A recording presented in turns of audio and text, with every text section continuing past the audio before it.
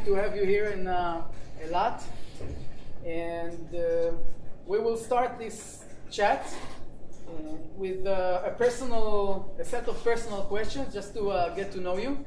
Sure, that's okay. Wonderful. So let's talk a little bit about your high-tech background.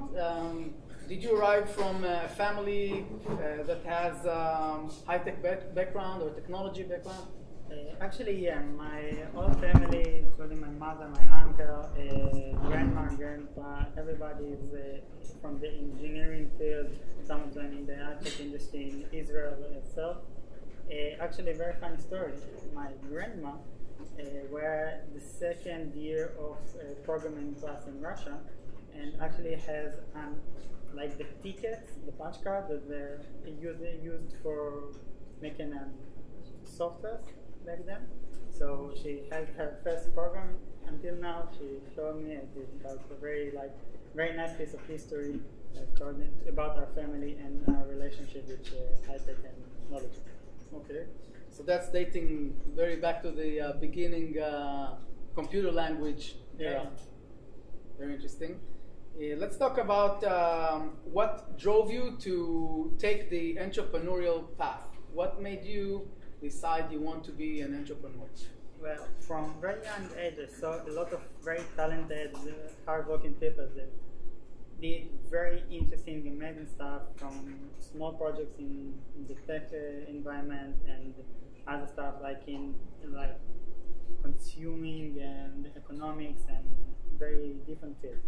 And they get a good reaction when they did something good. They have punishments when they did something bad, but they don't be rewarded or punishment on their own deeds. Like if they did something very good, like finish the project in 2 weeks before the deadline, they get the small bonus. But the project itself earned $2 or $3 million, but they get $2,000 as a bonus. And I thought about it, and I understood that I want to be rewarded or punishment about my actions on the direct way. So this is the main thing that I think entrepreneurship allows you to accomplish. Okay. Let's talk about a role model or someone that you were looking up to in the industry. Well, in the industry and in my personal life, I think it's my mother. She was a very hardworking. When I was a very small kid, she's working very hard until this day, and I think she teach me that you don't have to be a very good technical guy, but you should be. It's more important to be a good person, to communicate with each other, to be able to understand the value of people and the value of a real business and a real value for the community itself before you do the technology. But to do technology is a very good thing as well. So. Let's move to the career path. We'll talk a little bit about your career. When did you start your first entrepreneurial path? Well, I started my first business when I was 15 years old. I wrote a small piece of software that I thought it very interesting, and I built a small site around it, and I tried to make it happen, to build something. The main story from the business is how I started it. I needed the money, not a lot of money, like $100, $200 at the most, for getting a server, to buy a domain, to make the site on the air, and to start publish my site and my ideas. So it was very nice. I go around Gan City, a new city to Tel Aviv, and I go from store to store and try to find someone which will be able to give me $100 or $200 from a startup. It's an interesting way to raise money for your business. Yeah, door to door. Yeah, actually, I tried banks, I tried personal people. They all laughed at me, so I tried, say, what can I get wrong? I will waste a day or two to find someone. So I went from store to store. In this 12 or 30 store, I came into a small office store which sells pens, textbooks, printing your emails and stuff like this, and I asked him for $100. and asked me, okay, show me what you have. So I showed him something like one pager, but I didn't know back then it's the one pager. Just have one list with few comments, like 2 photos, a description of the software, and that's it. And he said, oh really, this is actually sounds interesting, it may work. How much do you want for this? I said to him, I need $200. He said, okay, so $200 for what?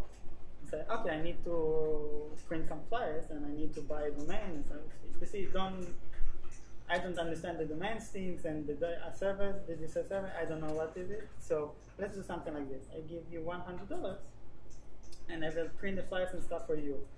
And I said, okay, great, let's do it. So what do you want? I said, what can you give me? I said, I will give you 50% of the income. Like, if you give me $100, I will give you $150. I said, okay, great, this is the deal.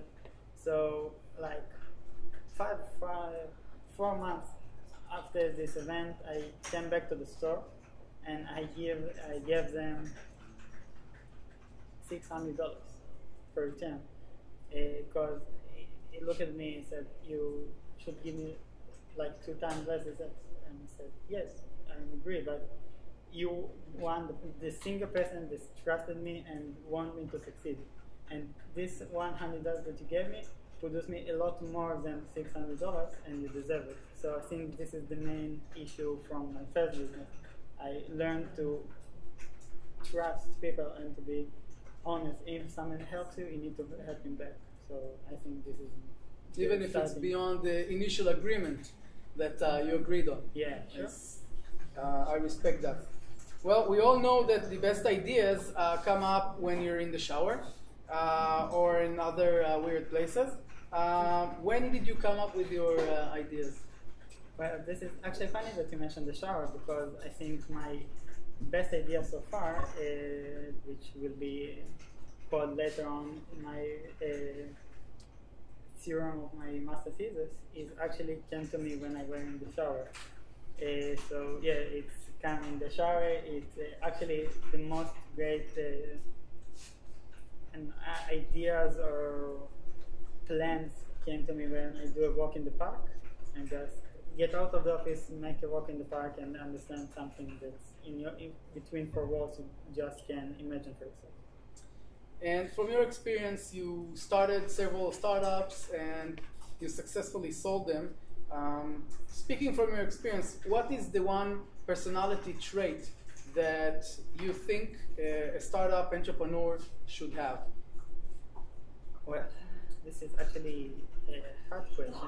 I think the cliche answer, but the right one, is craziness. You need to be a little bit crazy, like in the good way, but everybody will say to you that you do it wrong, you don't understand why you can find a normal job like everybody else, and you just need to say to them, I don't know, it's just interesting and I want to do it, and let's do it. It's a little bit of craziness, but it's a good craziness. You should do it if you want to be an entrepreneur. You need to be able to think outside the box and realize you're probably not normal. Yeah, something like this. Okay. At what moment do you feel that your startup, your idea, is becoming a real business? When the first client signed the contract and said, I trust you, I think your idea is good, I think you have a product over here, not just an idea, and he agreed to give you some money or anything, I don't know, like money. So this is the moment that you can say, this is not just an idea, this is actually a business or product. Okay. What is the one thing that you think startup entrepreneurs should never do? Lie. And don't get me wrong, you have to present your product and you need to present your business and you want to present it in a good way, but you can be wrong. You can say, yeah, I will do $1 million in 2 months. You can believe in it, you can be wrong, you can do mistakes, it's fine. Even it's not just fine, it's good to do mistakes, but when you know that it's wrong and you know you're aligned, this is the point, you should never pass, because in the first time, maybe, not always, maybe they will forgive you. In the second time, you will be this liar. Never mind what you did before, how good you were in the last 10 years. From this point on, you will be the liar, and you don't want to be at this point. Yeah. Okay, so trust is very important. What is the one thing that you think a startup entrepreneur must do? He must consult. Not with everybody, not all the time, but he must consult in most cases, because in nowadays industries, you don't able to know everything. You can be a good tech guy and a legal guy and I don't know, UI, UX, marketing, sales. There's too many things. You just can't control everything. You need some help, and if you don't have the manpower to do it, you need to consult with someone which can give you some hand into how to do it right. Okay, so let's talk a little bit about your current activities. Okay. We know that you're doing work in the field of nanorobotics, and specifically medical nanorobots. Can you tell us a little bit more about what are nanorobots? Well, nanorobots is, in like the boring definition, is nanoscale robotics. What do I mean in nanoscale? Think about like a small pin. In the cutting edge of the pin, like divided by 1,000 pieces, took just one piece and divided another time 1,000 pieces. Take this piece, it should be around the size of the nanobot that we are talking about. Just to put you in scale, everybody knows atom is very small, so a nanorobot is like 100, 1,000 atoms. So it's very, very small, but still it's very interesting because the scale, you're able to manipulate things in very, very pure and, how to say it right, like manipulate the material in a way that you wasn't be able before because you wasn't in the right scale. Okay, so where is the field of nanorobotics today? In what stage is it? Is it very early stage, or is it being adopted by the industry already? Or? No. The industry is far, far ahead of us. We are still in the academic. We are between the university walls because nanorobotics is like 15 years old. That's it. You know, it sounds fantasy. 15 years old is a lot of time. We have smartphones just for the last 9 years, but in the academic field, 15 years is just like yesterday. So we have like another 15 or 20 years before we be able to present a real applications of this feature. But to be able to do it in 20 years from now, you will have to start it today, and this is our job at the moment. So what do you feel is going to be, or has already happened, the big jump in the field of medical nanorobotics? Well, the current big jump, the last one, is the ability to actually produce the nanorobot. Like, it wasn't clear just for a decade or like between 5-15 years ago. People just imagined how to do it, but you wasn't able to produce a real nanorobot in your lab. Just between 10-15 years ago, we started to produce in multiple labs all over the world nanorobotics and be able to test it on a real environment, on animals, on organs, on just chemical dishes, everything. But you're able to test it and you're able to produce better and better nanorobotics over the time with this ability. And let's look at the future for nanorobotics. What do you feel is the next step in this field? Well, if you ask me, the next step is my PhD work, but what do I mean? It's like you want to use nanorobotics like a platform. Like smartphones use their operation system, and programmers all over the world use this operation system to provide you applications.